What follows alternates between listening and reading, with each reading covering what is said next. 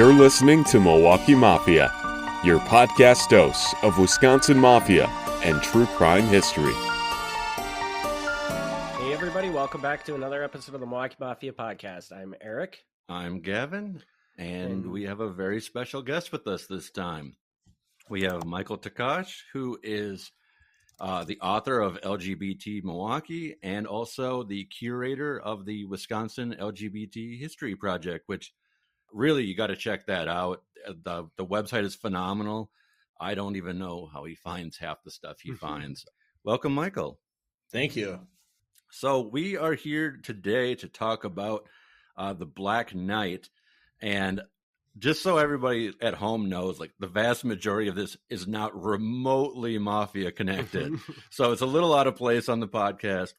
We had recently talked about the Riviera, so it kind of ties in, sort of. Just to get it out of the way, we'll do the Mafia part real quick. Michail, who to you was Harry Kaminsky, and what's his connection to the Black Nite? So it's an interesting story. Harry Kaminsky was a financier in Milwaukee who had a hand in a lot of things. And I think that his company was originally supposed to be like an auto loan or a loan acceptance company. But he really got his hands in a lot of different ventures, especially those that could make a ton of money. And some of these ventures kind of skated the borders of what was socially and perhaps even legally acceptable at the time. Harry Kaminsky saw what happened with the Pink Glove, which was a late 50s venture where two brothers had deliberately opened a gay bar catering to the gay community and even leveraged popular gay club owners and party organizers from Chicago to promote this within Milwaukee's gay community. At the time, of course, there were bars like that in the Plankington Strip, which was the 400 North Plankington block, which had started kind of congregating around 1948, 1949, which is a little shocking, of course, a full generation before Stonewall. He saw the successes of those bars. He saw what happened with the Pink Glove, which made a small fortune in 28 days of business, and really wanted to get his hands on that money.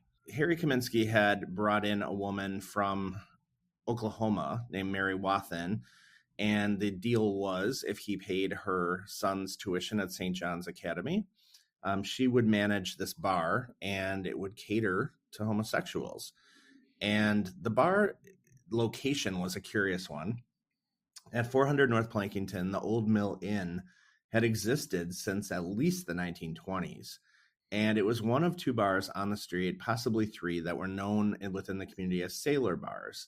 And sailor bars were kind of a unique predecessor of today's gay bar, or even gay bars of the 1960s, where they were men only. They really didn't want women in there at all. And under this premise of masculinity and exclusivity, there was a bit of an undercurrent of confirmed bachelorism and what that lent to. So sailor bars were often a euphemism for bars where men could meet other men who were single, lifelong bachelors, and kind of on the down low. The Old Mill Inn and the Anchor Inn, which was across the street at 401 North Plankington, which later became the Riviera, were both sailor bars, and Clybourne Tavern at 455 North Plankington, which later became the Fox Bar, was possibly also a sailor bar. And these were, once again, for men who had been in the Navy, people who worked on the lake. It was a great life for a confirmed bachelor. You could be at sea all the time and no one wondered why you weren't married and didn't have kids or a home or a farm or what have you. The bottom line was that he chose this location deliberately because it was already attracting gay clientele for a generation or even two generations by the time Mary had shown up. But Harry Kaminsky was really kind of a godfather to the gay bars of the 1950s and 60s. And we're only starting to understand how many he had a hand in, but he absolutely had a hand in creating Mary's Tavern, which later became the Black Nite and Bourbon Beat. All right. And just to throw my 2 cents in there for the people at home to understand like why we're doing this on the Milwaukee Mafia podcast, Harry Kaminsky, although not technically a mob guy because he was Jewish, not Italian, he was, I don't know if they ever used this term about him in his own day, but he today is essentially what we would call a loan shark. I mean, Yes. he was giving out loans to people, and then he ended up getting in trouble for embezzlement and extortion and everything else. And we're not going to go into that on this episode. We'll cover Harry in a future episode. Just like that's the connection here, is that Harry definitely had some strong ties to the underworld in Milwaukee. So Yeah, and it's interesting, right? Because this combination of these loan sharks kind of financing the deals and putting people on the licenses so that there was no trace of them owning or operating the business. And then the police payoff system, which kind of kept the police away and also kept away the mafia, created kind of this perfect storm for these bars to operate at a time when people didn't even know there were gay people in Milwaukee. I mean, they didn't even know a single gay person in their entire life. And here there was this thriving subculture operating in plain sight, some of which actually had open windows to the street. yeah, from here we see that the woman that he has basically being his front for the business, Mary, she does not actually appreciate that she has to run this business. Despite the deal that they arranged, something kind of scares her off. Is that fair to say? It's odd, right? Because, I mean, clearly she had a financial stake in this and she had financial gain from this. Later on in the far future, she lamented to the Milwaukee media that she could have danced in the street the day the bar closed. She only operated it for 1 year, which was kind of her deal with Kaminsky. She'll do this for a while. He'll pay her son's bills, and then she'll revisit it at a 1 year mark. I don't know how she had that privilege because other loans he worked out didn't really have a right to refuse after a year. In fact, some people were so sunk under the interest rates and the diminishing returns that they would never be able to pay off the loans he gave them. So I'm not really sure what his relationship was with this Mary. Some have told us that she was his mistress. Others told us she was a devout Christian. I think she might have been a mixture of both, frankly, from what we found. But she she actually went on record saying that the homosexuals, as she put it, terrorized her day and night and drove away normal customers and ruined her business, which is hilarious because she went into this knowing what she was getting into, but later tried to pretend that she had been hoodwinked and that Kaminsky had pulled a fast one on her and that she had left town in shame. I don't really believe that was the case at all. Right. Yes, and I thank you. I agree with that completely because her later statements are basically like, I didn't know that this was the clientele. I'm fairly confident she knew exactly what she was being asked to do. Yes. Oh, she surely did. I mean, Okay. the everything we've seen and all the paperwork that we've seen and the records and so forth indicate that she went into this with eyes wide open. Okay. She wanted that money. So she ends up leaving and she goes back out west. A new guy comes in, and we'll not really talk about the new guy because he's more important to the second half of the story we're going to do today. Sure. But that's Wally Wetham. Is that how you would say that? It is. And Okay. he was really what we would call today a useful idiot. Again, Kaminsky didn't want his name on any of these business licenses. He didn't want a tavern license. It's possible because of the line of work he was in that he either couldn't get one or it would somehow affect his other licensing. But needless to say, in most of these early gay bar models, because homosexuals who were like known to the community were often denied licensing, and because it was illegal to serve one, it was certainly illegal for someone to have a license to serve others. Wetham was really, truly just a useful idiot who came around at the right point in time, bought this ridiculous line of business that he was going to get rich quick, and went all in because, his life until that point had been pretty turbulent. And I know we'll get into it later, but he was not at a high place in his life when he was recruited by Kaminsky. He was a butcher at Kohl's food store. By this point, I believe he was already divorced 3 times, had his daughter taken away from him, and had lost his first wife and infant son in childbirth. So, he came to Milwaukee a very damaged man. And I don't really know why Kaminsky's name isn't on any of the licenses either, because although later on, I mean, he has a really public following, at this point, I still think he was respectable. I mean, on top of being this financier, I mean, he was an attorney. He was fairly respected. So I'm He not was. sure. And I Yeah. mean, there's really no reason. I mean, Kaminsky operated in some pretty shady, financial dealings, but I mean, I'm sure everyone of the time did, and he just was the unlucky one who got caught. So, Yeah. I mean, there's no reason to disparage his memory. I mean, the man he was, again, kind of a godfather to the gay community. Without him, I mean, none of this would have happened. I mean, he was, as you said, in mainstream society, really highly regarded. His wife ran a business, a very successful clothing business, and they were kind of the paragon of, the American dream. They had made it, and they had a very high profile, and their parties were covered by the society pages, and their children were pictured in the newspaper, and they were really highly esteemed. Yes. All right. So the next big thing on my notes is the big thing. So before we get to that, is there anything you want to say about how the Black Knight is operated, kind of leading up to the big thing? Yeah. So one thing to remember about gay bars in 1960, these are very shadowy, confidential, anonymous places.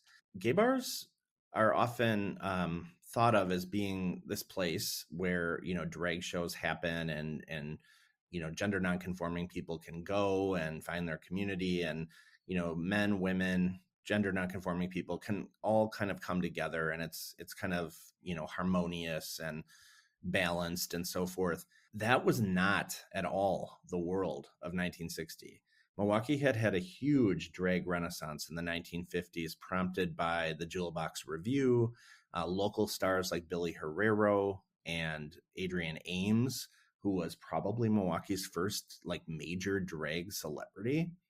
I mean, this person, I mean, if we could find out more about Adrian Ames, I would love to write a book about just Adrian Ames, because he really lived a bon vivant life, and as an openly gay female impersonator throughout the 1950s in Milwaukee, New York, San Francisco, and other places, called Milwaukee home for about 12 years and really elevated this art form. The thing to remember, and this I cannot underline or underscore this enough, is that drag was not associated with gay bars. It was distinctly separated from gay bars because female impersonators did not want to be seen, as they are being accused today, of being deviants, of being criminals, of trying to deceive anyone, of trying to recruit anyone, or of being any kind of sexual being in any way. Gay bars of the 1950s and 60s did not allow what we would now maybe call cross-dressers, or I prefer gender nonconforming people, within the bars. They were seen as police informants. They were accused of being sex workers. But most importantly, they attracted and demanded attention that the people who went to these bars did not want to deal with at all, because they went there to be anonymous. They couldn't be seen in the daylight, so they went to shadowy bars with no windows.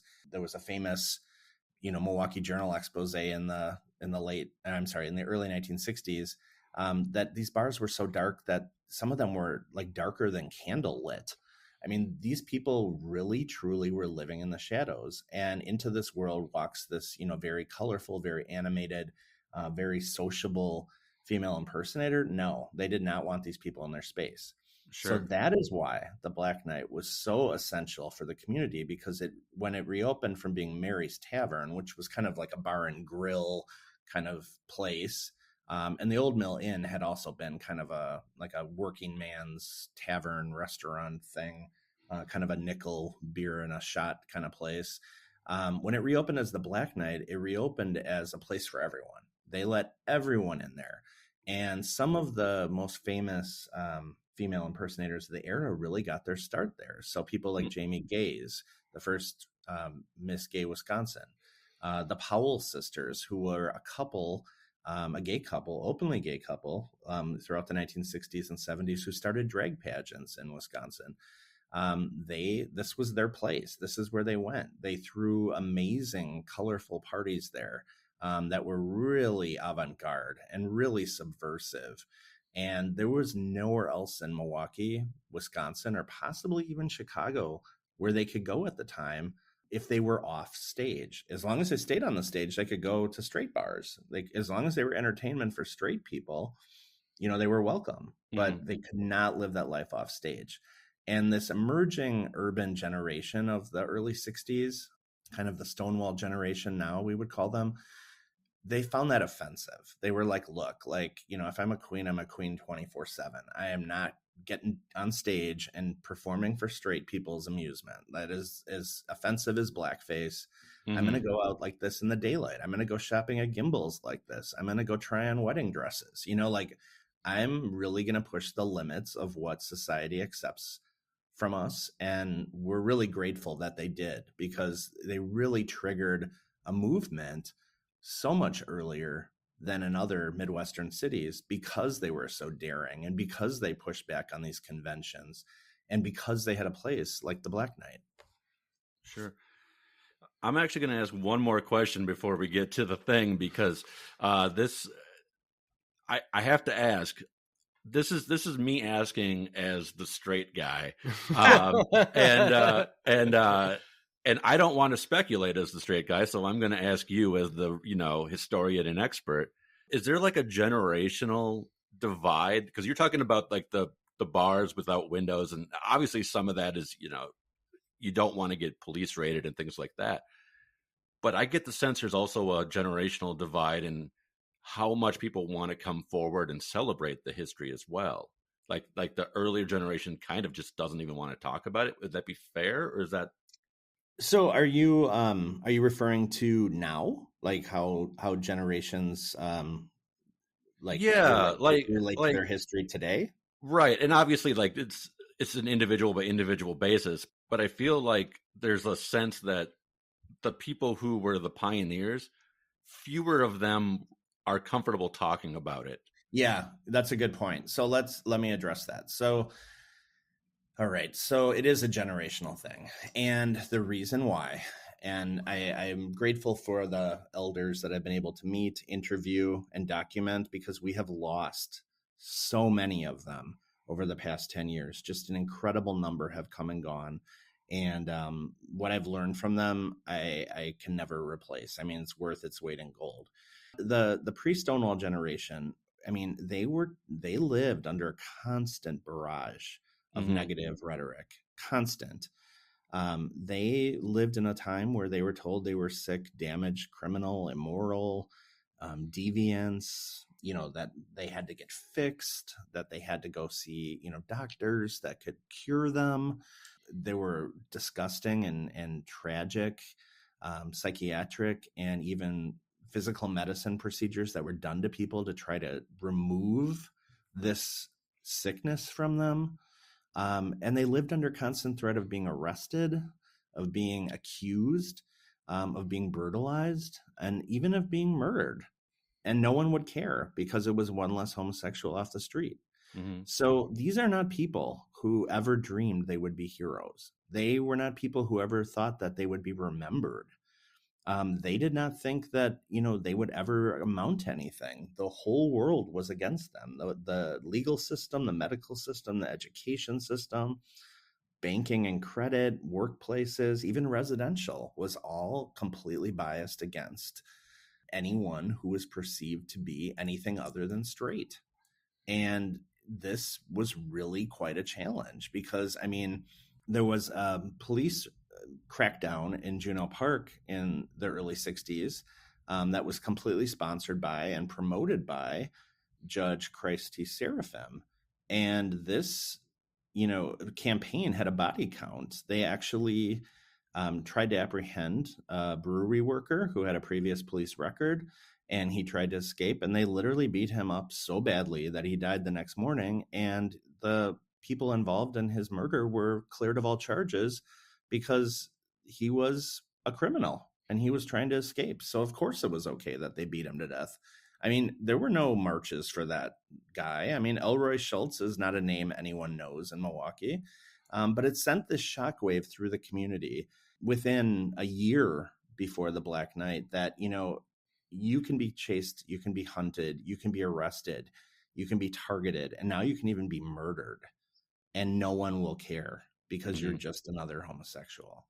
And I mean, I can't even imagine what living in that era felt like.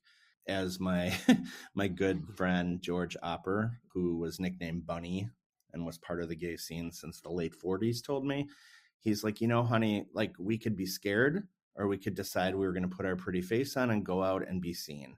And he said, if I'm going to go to hell, I'm going to go to hell in high heels. So, the hell with these people. Yeah. And that's what they did. And places like the Black Knight allowed them to do that. And again, the Black Knight was only one of several places operating at this time, kind of scattered all over the city. So this was kind of a shadowy secret underworld, but it was rapidly becoming more and more known.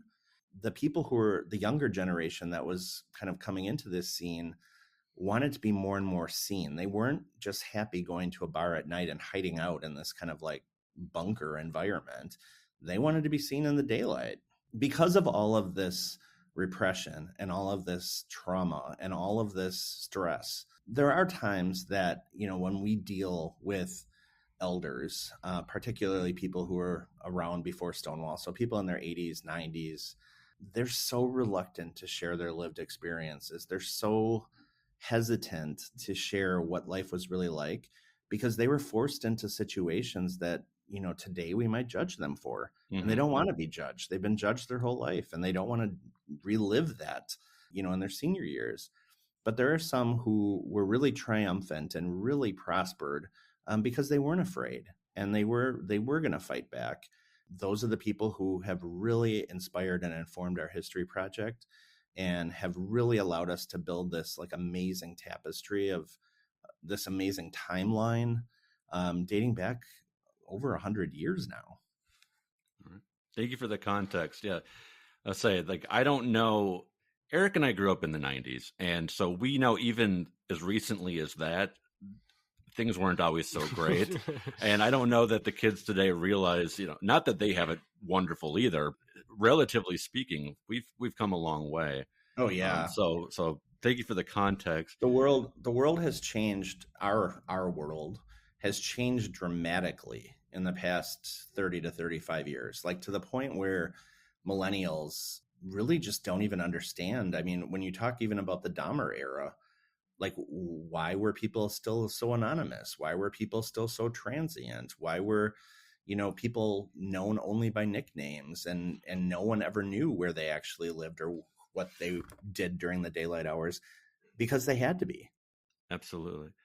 All right, so we're gonna get to the thing now, the Black Knight Brawl, and I'm gonna have you take us through what happened. But also, if do you know how it became known as the Black Knight Brawl? That's like what it's universally known as now. How did it get Yes.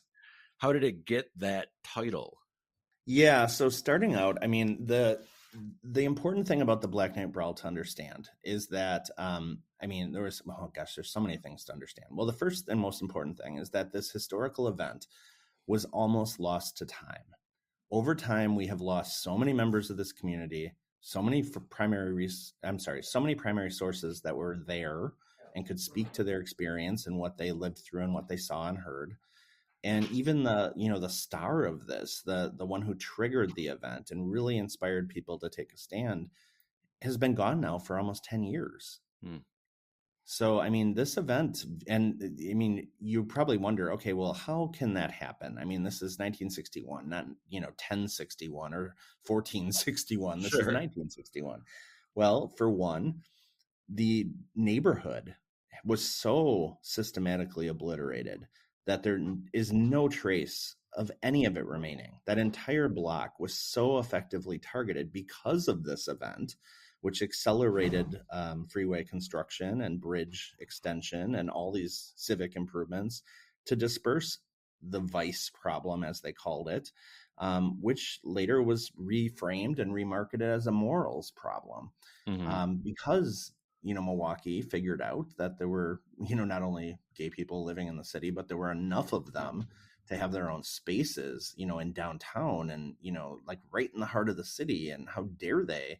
But more importantly, that they were not docile, passive, pushovers who could, take the punches and the insults, but they could actually be dangerous and they could fight you. I mean, this caused like a major panic. But I think the more important thing to know is that, unlike other early LGBT historical events, this one was documented. It was reported in newspapers, and it stayed in newspaper headlines for almost a month afterward as the 4 aggressors in the case proceeded through the court system. And that is really, really important because a lot of times these events don't get reported and they become kind of a folklore. A great example of this is unfolding in Los Angeles as we speak. Supposedly in either May of 1958 or May of 1959, or maybe another year, an outbreak occurred at a place called Cooper's Donuts, which was maybe on Main Street or maybe on Hill Street or maybe somewhere else on Skid Row in downtown Los Angeles, where gender nonconforming people, male hustlers, and street youth fought back against the police. And it was this huge uprising against police aggression and violence and homophobia and so forth. But the challenge is it was never reported. It was never documented. There are no court records. There's no property records. There's nothing to corroborate this story at all. This did not stop the city of Los Angeles from devoting a public square to the event and officially commemorating it earlier this year. Oh, wow. And unlike, the Black Night, there's no evidence that ever actually happened except for one person's testimony, which they have since recanted and revised multiple times. A lot of times people are like, well, hidden history is kind of fictional or semi-fictional. We're really fortunate with the Black Night that we had primary sources that we could speak to, including Josie Carter herself, and these police reports, court reports, and newspaper articles, which gave it its name. So the word brawl was used in almost all the news headlines at the time, and it has since kind of been reclaimed by history as the Black Night Brawl as a result.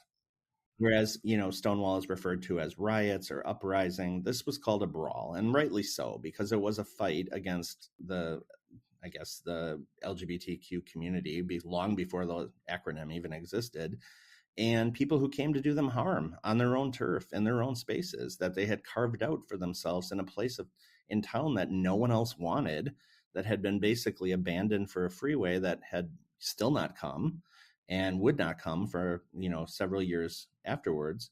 They had claimed the space as theirs that no one else wanted. And then, now the violence was coming into their space. So that's the other thing, is that, we certainly know the origins of the business. We know that it most certainly was, designed to be a gay bar from the start, and who the players were involved in its creation and its earlier history as a sailor bar and, of course, Mary's Tavern. So, we've really put together the timeline of the building, which explains why it was such a spiritual landmark for people and why that might have inspired them to fight for it. All right. So now's the difficult part. We've only got about 5 minutes left in the first half of our recording. Can you sum up the brawl in those 5 minutes? Michael? Yeah.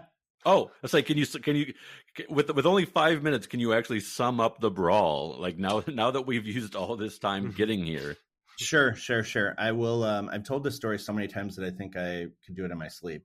Okay. Essentially, the facts as we've pieced them together from news reports, police reports, court reports, and of course, primary sources, is that the Black Night was not yet really happening. It was a Saturday night. It was one of those humid, steamy Saturday nights where it's kind of foggy and kind of weird. And this was kind of an abandoned, dark, gloomy part of town at the time. Imagine coal-stained Cream City brick buildings on a river that no one at the time, even accessed. It was kind of the city's backyard and kind of its dumping ground. So not a real pretty part of town. The bouncer noticed these 4 sailors show up. They seemed kind of agitated, nervous, kind of beating their chest, kind of exaggerated. And they came to the bar and didn't realize what they were getting themselves into. They had come from Brady Street where they had lost a drinking bet. They were kind of put in a truth or dare situation. They chose dare. The dare was to go to the Black Night and bring back, something to prove you had been there. And so they came down to the Black Night and they were, appropriately anxious and nervous. but had the complete freak out when they were asked to sign a log and show ID to match their signatures. This was not something you'd have to do at a straight bar at the time, so I can't believe they anticipated this, and this probably terrified them because servicemen were not allowed in gay bars at that time. And if there was a record of them being there, that could jeopardize their military career, their benefits, their enlistment, and even their reputation if anyone, in the civilian life found out they'd been there. So they had this moment of freak out. Now, had they just left, the smart thing to do, they wouldn't have made history, but, toxic masculinity has a way of rearing its ugly head. So they decided that instead they would fight the bouncer because, logic. The bouncer kind of dragged him outside. And what they didn't realize is that this bouncer was the boyfriend. His name was Wayne, of Josie Carter. And Josie had recently returned from the military where she had received an honorable discharge from the Navy. She was approximately 23 years old. She was what we would call today a woman of trans experience. She was African American, lived in the city, had always identified as female. She was assigned male at birth. By this time, she already had a son that she had fathered, and she and Wayne were going to raise this son as a family and did for the remainder of Wayne's life and the remainder of Josie's life. So kind of an all-American story, except that, on this night, Josie was at the bar with Wayne and Wally, the bar owner. These sailors showed up, caused all this trouble, got dragged outside, and Wayne tried to fight them. By all descriptions, Wayne was a very big, burly, masculine, tough guy, blonde, Welsh, really muscular, and probably thought he could take these little guys. They were all around the age of 19, 20, 21. But Josie caught wind of this. She had been seated at the bar. She saw the commotion, and her word was, I wasn't at all ready for the night. I didn't even have my face on. And she said, at that moment, I could have fought off an army in a bathrobe. So I grabbed 2 beer bottles and headed out, popped one of the guys in the head, and he went down in a puddle of blood. And at that point, the sailors freaked out upon seeing their friend unconscious, scooped him up, threw him in the car. Josie tended to Wayne. And as they roared off, they said, we're coming back and we're going to clean this place up. That was a threat and a promise. So Josie went back in the bar and she said, I don't know what came over me. I was so calm. That was a threat. And Wally was panicked. He's like, those guys are coming back here. They're going to bring friends. They're going to bring guns. They're going to burn down the bar. All these thoughts went through his mind. And he wanted to close and he wanted Josie and Wayne to leave. And Josie said, I just looked at Wayne and he looked at me and I said, no, we're not leaving. We do not run from a fight. We do not run from anything. And that was that. Wally wasn't going anywhere near locking that door because Josie had made her mind up, and that was that. And the guys did go back to Brady Street. They went back to the bar. They didn't have anything to prove they'd been there other than, their friend who was hospitalized now. And they both sides kind of rallied. They rallied about a dozen guys to come down and help them clean up this queer bar. But what they didn't know was that Josie was doing the same thing. As the night went on and as people were coming into the bar, she was rallying them to the cause, telling them how they'd been disrespected and violated and how these guys had come down here just to cause trouble. And this is their space and there's more of them than there were of these guys. And, why are we running? Why have we been running our whole lives? Like, isn't it time to put an end to this? Do we want to just keep running? And as she's telling me this in 2010, 2011, 2012, it kind of gave me the chills because this is a turning point. This is a major cultural turning point because these people had lived their entire lives being threatened and brutalized and marginalized and ostracized and demonized. And someone comes along and tells you, you have the option to stop running. You have the option to fight these people. You have the option to take a stand because what are you going to do otherwise? Just keep running? And people got really mobilized by her and really inspired. And the funny thing is, Josie did not see herself as any kind of activist. She did not see herself as like a gay rights person. She didn't see herself as a civil rights person. All she was doing was taking care of her loved ones, her chosen family, and doing what she thought was right for those people. because she was very much a family first person, very much committed to the idea of family and friends and lifelong relationships. And that's probably why she became the icon she became in the community. I mean, she was known as the mother of gay Milwaukee for a reason. And it was because she was a mother to so many people who had no other family and had been thrown out or, rejected or maybe even beaten up by their own families. And she would take them in and get them back on their feet and feeling good about themselves and give them the life they deserved. But when the bar got hopping, it held about 70 people, I believe, was the capacity, maximum occupancy. So when the sailors came back, they thought they were fighting Josie and Wayne and maybe Wally. But when they threw the door open, and pardon my language, but the exact words Josie said they used were, "Come on, you sick faggots," they were a little surprised. And there was a bit of a record skipping moment because everyone's head turned and the bar was full of probably 6 dozen people who were pissed off, had lived a lifetime of oppression, and finally had someone to take it out on. So the brawl was on, and this brawl really destroyed the bar. I mean, every single thing within the bar was destroyed. I mean, it was described by the police that even the ceiling was damaged. I mean, there was not a single glass bottle remaining. The player piano was completely destroyed. It was in what they called a hay pile. The record player was destroyed. The speakers were destroyed. The paneling was torn off the walls. The carpeted area was destroyed. Like literally they took the bar and tore it off and tore it off the ground and shredded it. Chairs were thrown through windows. A man was hit by a chair that flew through a window and gave him a brain injury on the sidewalk. I mean, it was literally the cartoon bar fight that you see, in Saturday morning cartoons. But the bottom line is when the police came, they sided with the bar and they sided with Josie, who had established a relationship with a number of police officers at a very young age, and credited them for showing her how to navigate the system without getting arrested or accused of prostitution or subjected to 3 article rule genital inspections, which were legitimately a thing at the time. And the police sided with Wally because, he had been paying them off and was part of this racket.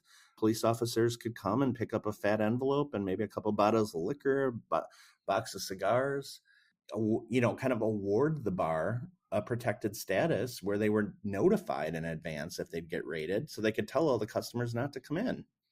The 4 servicemen were arrested, and most of them were cleared by Judge Christ T. Seraphim. Surprise, surprise. One of them actually wound up with charges, but we have not been able to confirm what the actual final charges were. And then the story just disappeared from the headlines about a month later. And over the course of the next 5 decades, it kind of disappeared from memory as well. And I think that, what is really strange about all of this is that the butterfly effect was almost immediate. Milwaukee went into a bit of a gay panic. They, the news headlines started, screaming about how there were 5,000 homosexuals in the city and the homosexual menace was here. And it just caused this huge shockwave that people realized gay people existed in Milwaukee. They were not just in San Francisco. They weren't just in New York. They were in Milwaukee. And this was a problem. And over the next couple of years, there were a lot of editorials about how the homosexual has gotten bolder, whether or not there are more of them or not. They certainly are more vocal and more visible. Society needs to decide how to deal with them. I mean, just all these really weird thought processes. But at the same time, people who were told their entire life that they were the only one like themselves, the only one with their problem, were reading these stories and seeing these headlines and realizing I've been lied to. I have a whole huge family out there. I have a community. There are other people like me. I'm not damaged. I'm not a deviant. I'm just another type of person. And my people are out there somewhere. And now they knew where to find them. For the first time, a gay bar was mentioned in the Milwaukee media, in print, for people to find. And although it was forced to close, the Black Nite did become a different bar under a different name, under the same ownership. Wally opened actually a second bar called Captain's Cabin on 4th and 400 South 2nd Street. Right now, it would have been kind of across the street from where Sorif's Carpet City used to be. It's a vacant lot now. But he was so successful with the Black Knight and its successor, the Bourbon Beat, that he could open a second bar and continue this business, at least until 1965, when the Black Knight was torn down.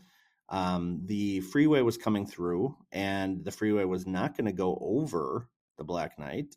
So I think the city was kind of disappointed, thinking that they could clear this entire block. So they decided to extend the St. Paul Bridge across the river, replacing the Buffalo Street Bridge. And in 1966, that opened. And by that time, the Black Knight was a vacant lot. And it's been a vacant lot for 6 decades, until just recently when plans were announced for Foxtown Landing. All right. So I asked if you could do it in 5. It took you 13. Sorry. No, that's okay. That's okay. I just saying, I know you're on a time crunch here, so I was trying to get it in there. So I am gonna wrap it up at this point. I strongly encourage people to look up the Black Knight Brawl. There is more to the story. Look up Michail Takach. Look up his book, LGBT Milwaukee. Look up the Wisconsin LGBT History Project online. The website is hours and hours and hours. Like, you'll be lost in it. The stories are amazing. And, I don't know. Don't correct me if I'm wrong here, but I'm pretty sure that Michail is also the one responsible for getting a historical marker for the Black Knight Brawl. So definitely a real champion of the history here. So we are. The county application was approved in November, and the state application was approved in May. So we are moving very quickly towards the installation of a historical marker at that site, which will be the first thing actually built on that site in well over 6 decades. And it will be part of the Foxtown Landing complex, thanks to the collaboration and cooperation of the Fromm family. So it's phenomenal. People check that out. We will be back with Michail for another part on the Patreon, so subscribe to that. I am making you pay for the second half, but you enjoyed this half so much, you're going to do it. So come back for that, and thank you everybody for listening, and thank you, Michail. Thanks for tuning in to the Milwaukee Mafia podcast. Join us next time for another look back at Wisconsin Mafia and true crime history.